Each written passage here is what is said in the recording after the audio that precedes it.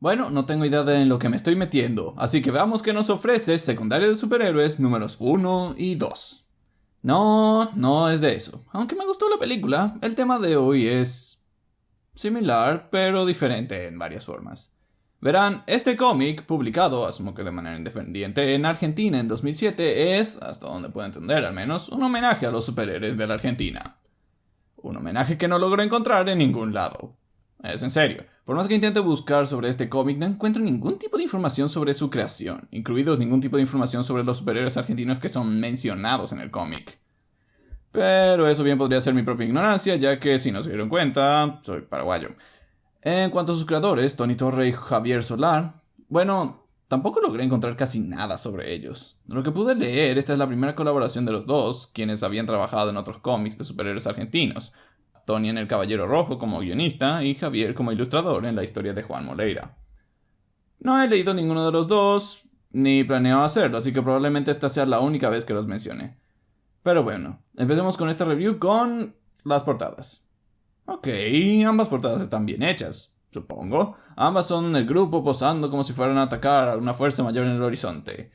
Aunque me rasco la cabeza un poco con las perspectivas de la primera parte. Parece que acaban de salir de un portal o algo así y van a atacar al lector. Y miren a dónde van varios de estos personajes. Hay 3 de ellos atacando hacia un lado y 3 que atacan al otro. Y parece que van a chocarse entre ellos. Al menos la segunda es una pose de ataque hacia un lado del cómic. Casi como la era de Ultron. Empecemos con narración. Para la mayoría de los alumnos, el timbre de salida del colegio es el momento en que termina su calvario, el momento en que pueden ir a sus casas o a jugar fútbol. Para otros, es el momento en que su verdadera educación empieza. Siempre supe que los ministerios de educación eran elitistas como no sé qué. Ok, la narración cuenta cómo en distintas partes de Argentina, varios alumnos son transportados al sótano y a través de la puerta estelar terminan en el espacio entre espacios donde se les borra la mente para ocultar sus identidades secretas y... espera, ¿qué? Una vez del otro lado del portal, los alumnos son sometidos a una reestructuración mental que produce un olvido selectivo de todos los secretos que puedan tener sobre sus compañeros. ¡Wow! ¿Eso tiene sentido? Excepto por el hecho de que no lo tiene. ¿Cómo es mejor borrarles a todos la memoria sobre las personas que tienen al lado para que no divulguen sus secretos? Si no revelan el de uno, no revelarán el del otro. Ya saben, confianza y todo eso. Esto solo suena a que los volverían más paranoicos si no saben en quién confiar. En especial porque vemos que cambian sus trajes en el panel siguiente. Entonces vemos la escuela por primera vez. Y también un momento para apreciar un poco del elenco de los superhéroes maestros y alumnos. Aburrido. Oh sí, gran forma de aclarar su rebeldía ahí. Esperen un poco. ¿Ese es Bucky Barnes?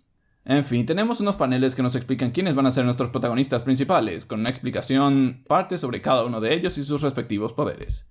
Tenemos a Puma Negro, Super, no estoy jugando, Songboy, Flygirl, Cometa, X y Antifaz.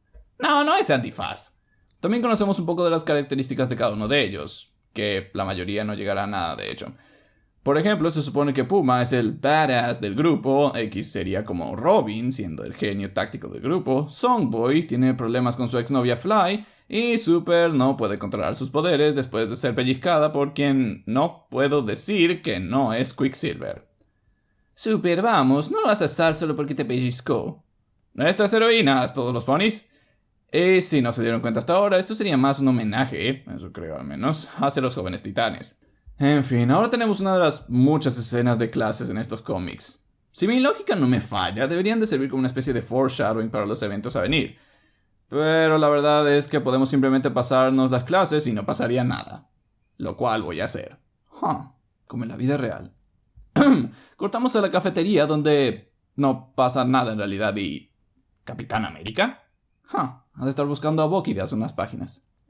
En fin, después de otra clase que no sirve de mucho en el argumento, vemos por un segundo que Song y Fly tratan de arreglar las cosas y... Espera, están pasando por un portal. ¡En medio de la nada! Pensé que esto debía ser secreto. Bueno, supongo que el escritor se dio cuenta de lo estúpidamente complicada que era la idea de borrarles la memoria también, porque en el mismo panel, Cometa habla con Fly sobre lo que pasó hace un segundo. ¿Qué carajos? El día siguiente, aparentemente después de clases, los chicos van a ver a Puma y otros tipos partirse las madres en un juego que resulta ridículo y complicado. Laser Ball. Me imagino que es básicamente Quidditch conoce a Call of Duty. De hecho, me agrada la idea de tener que pasar una pelota a través del distrito de edificios abandonados por los Power Rangers. Al menos nos deja ver un poco cómo serían las habilidades de Puma, y solo Puma, dentro de un ambiente hostil. Aunque no es un muy buen jugador de equipo, ya que agarra a su compañero y lo usa de escudo para vivir. Vos nada más quédate acá. ¡El resto, déjamelo a mí! Imbécil. Logran ganar, pero el profesor está naturalmente molesto por cómo lo hicieron. Ustedes ganaron, pero a costa de dejar compañeros caídos en el combate. Este juego no es solo para competir, sino para que entrenen su misión como equipo. Además, que ustedes hayan ganado, no quiere decir que sean los elegidos para pertenecer al equipo. Y naturalmente después de decir eso, invita a Puma y otros 4 personajes que son un poco relevantes para la historia a ser parte del equipo. Este deporte está arreglado. Entonces todos celebran. Ok, estoy molesto. Llevamos medio cómic y no ha pasado nada remotamente importante que sirva como argumento o catalizador para que todo se ponga en marcha. Es decir, me gustaría que algo pasara para que el... Oh. Mataron a Quicksilver. Solo les recuerdo a los que ven esto que este cómic salió 8 años antes que la Era de Ultron. Solo digo. El consejo de profesores se pregunta, ¿qué fue lo que pasó? Hay que cerrar la escuela para realizar la investigación. Es nuestra única alternativa. Sí, porque encerrar a todos los alumnos en un solo lugar cuando hay un asesino suelto en una escuela es una buena idea. Parece funcionarle bien a Scream Queens. Aunque admito que tiene sentido cuando indican que no deben dejar que ningún sospechoso se escape, pero aún así. Entonces nuestros héroes son llamados a interrogatorio. Ellos los toman bastante bien, excepto que están total y completamente traumados de por vida. Ambos, alumnos y profesores, se separan en malos términos, pues los profesores no pueden dejar de sospechar de ellos. Tai y Song logran tener un momento y después al día siguiente... Oh. ¿Quién era? ¿Quién? El muerto. ¿Cómo se llamaba? ¿Quién? Pero boludo, no es el chabón que está muerto. ¿Quién? ¿Su nombre era quién? ¿Quién? ¿Qué no eres solo Wishes? Un personaje acaba de morir y el escritor acaba de hacer un chiste sobre eso. Aunque está el hecho de que conocíamos mucho menos a este tipo que a Quicksilver, así que... Fly huye y los profesores no son muy amables con el problema. No sabemos aún quién ha sido el causante de estas muertes, si ha sido algún archienemigo o si estamos ante una nueva amenaza. Sí, yo también pondría esa cara después de un discurso así. Mr. X, el abuelo de X, es en serio, menciona que la autopsia de los cuerpos no reveló nada sobre las muertes, como si sus almas hubieran sido sacadas de los cuerpos. Ay, vamos, déjense de pavadas con supercherías. Tiene que haber una causa lógica para las muertes. Sí, porque en un mundo lleno de superhéroes y paranormalidades, robar el alma a alguien es total y completamente ilógico. En fin, los chicos, hartos de esperar, deciden que llevarán el asunto en sus propias manos, y la primera parte termina con Songboy pudiendo tener sexo en el techo con Fly. Incluso llegan a decirse sus identidades secretas. La segunda parte empieza al día siguiente, asumo, con nuestros héroes hablando sobre el asunto de Songboy y Fly. Sí, mejor, ¿por qué no le preguntas a él lo que hizo anoche? Sí, Puma, pero qué gran socio, burlándote del tipo que sí pudo tener sexo con alguien. También, disfruten de estas imágenes de Super en ropa interior. Esa noche deciden que por fin van a tratar de investigar qué está pasando. Y claro, son atrapados inmediatamente. Batalla épica contra los profesores, o algo así, porque dura solo una doble página y luego los atrapan a todos menos a Super, quien se rindió. Ups. Liberan a los demás después de que Super revelara lo que planeaban y son castigados con no podrán reunirse en grupos mayores de 3 o algo así, lo cual obviamente no obedecen. Fly y Cometa perdonan a Super al instante y Fly va a encontrarse con Songboy que está conversando con los otros sobre comunicaciones cuando de repente... ¡No!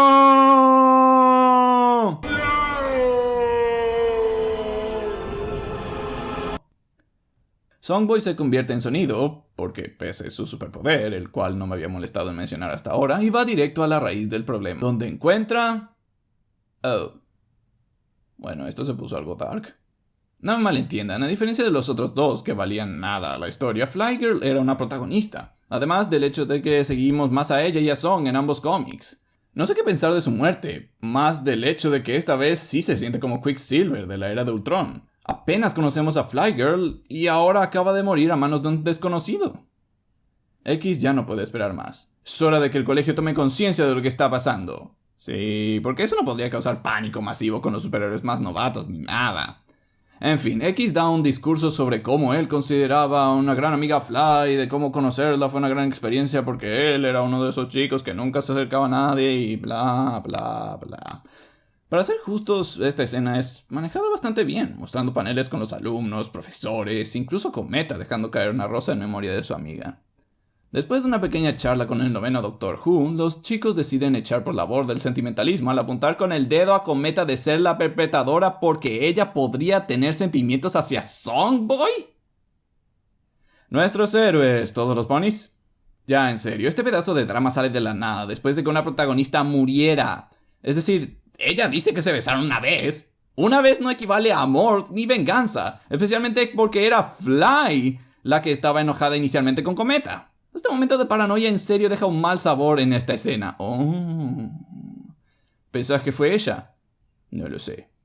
Idiotas. Después de obtener un poco de exposición fuera de cámara de parte de un profesor mitad rinoceronte, supongo, descubren una extraña verdad. Lo más importante que dijo Mikilo es que cuando captura espíritus siempre lo hacen en número impar. ¿Qué? Y que lo más probable es que esté haciendo para abrir un portal interdimensional. Ok, no entiendo lo que acaba de pasar, pero... ok. Ya, en serio, no sé si esto es una realidad o simplemente el escritor lo inventó para darle un poco de sentido a la muerte de Fly, pero... los chicos se ponen en marcha, incluso pidiéndole a Super que llame a Cometa para que se disculpen fuera de cuadro. Super aclara furiosamente por qué deberían sentirse mal. Claro que no tuvo nada que ver, pero parece que ustedes están dispuestos a acusarnos de algo. ¡Qué carácter! Así es mi amigo Antifaz. Oh, hey, la mujer invisible. Usando los poderes de sonido de Song, nuestros héroes descubren que lo que sea que está pasando está en el sótano. Entonces van a investigar, revelando que el villano es... ¡el Profesor Inti!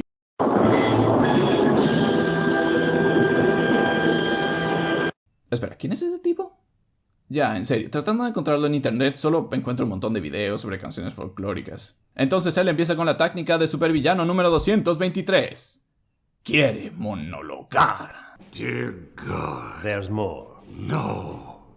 Explica que él es de una especie de Shazam, que en el fondo es un niño, que sigue envejeciendo y que puede evitar de dar almas a los demonios y bla bla bla bla bla. Pero parece que fue a la escuela Ozymandias sobre cómo ser un supervillano y lanza su ataque de monstruos mientras está monologando. Parece que estamos en problemas. Y así la segunda gran batalla del cómic inicia. ¡Ataquen mis demonios! Y escena de pelea en cómic. Con todos ocupados, Antifaz es el único que queda para acabar con el malo. Y lo hace. No sin antes X gritándole en este mini panel que se ve increíblemente mal. Se convirtió en el hombre púrpura por un segundo. ¿Y de qué manera logra Antifaz vencer a tan temible oponente? Con una patada por la espalda. ¡Toma, guacho! Ok, eso fue anticlimático. Y después todo explota. Pero descuiden, los héroes se salvan gracias a un campo de fuerza de X. Aunque tengo que preguntar por el arte en este panel. X y Songboy parecen estar dibujados de manera diferente. ¿Y qué pasa con la pose de Super allá abajo? ¿Está modelando? Ok. Y así los 6 reciben un homenaje aparentemente merecido. He aquí 6 valientes que han sabido entender el espíritu de nuestra escuela. Ir en contra de las reglas y dejar que los superhéroes adultos más inútiles que he visto no hagan su trabajo es el espíritu de la escuela. No me sorprendo de que no hayan tantos superhéroes argentinos entonces. En fin, Antifaz recibe elogios, X saluda a su abuelo e incluso Puma hace las paces con su profesor. Y así nuestro cómic termina con el diálogo de final del tomo anterior mientras Songboy libera el alma de Fly al mar. Ok, eso fue lindo. Este cómic es bastante ok. Me gustó el arte, aunque a veces parecía algo inconsistente, pero donde más sufre es en la historia y la narración. Este es uno de esos cómics que trata de hablar demasiado. La mayoría de los globos están llenos de palabras, y lo peor es que lo que nos dicen en esos diálogos es prácticamente inútil. También está el hecho de que los héroes mayores y más experimentados no hacen nada, a pesar de que es su trabajo. Los protagonistas son bastante capaces de salirse de cualquier situación, pero se nota que no tienen tanta experiencia. Y también está el hecho de que no son muy desarrollados. Los únicos que obtienen algo de caracterización son Song y Fly, y ya vimos cómo terminó eso. Al final, no sé mucho sobre ninguno de estos personajes, pero hey, no estuvo tan mal. Una vez más, no creo que esto haya sido un homenaje a los superhéroes argentinos, sino más bien a los equipos, como los Jóvenes Titanes o los Vengadores. Pero eso es solo mi opinión. Soy Private Eye y... Esperen. El próximo mes es diciembre. ¿Saben lo que eso significa? ¡Mes de Star Wars! ¡Denle!